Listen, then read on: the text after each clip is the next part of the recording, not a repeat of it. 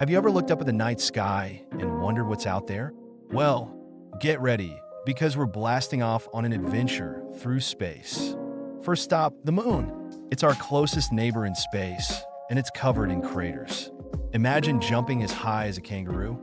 On the moon, you could do that easily because of the lower gravity. Now, let's zoom past the moon and head to Mars, the red planet. Did you know that Mars has the tallest volcano in the entire solar system?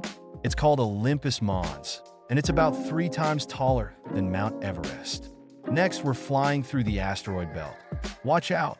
These space rocks come in all shapes and sizes, and some are even as big as a city. Hold on tight, because now we're visiting the giant of the solar system, Jupiter. It's so big that over 1,300 Earths could fit inside it.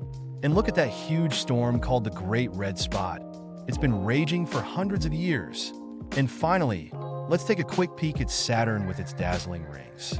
Those rings are made of ice and rock, and they're super wide, about as wide as 21 Earths lined up in a row.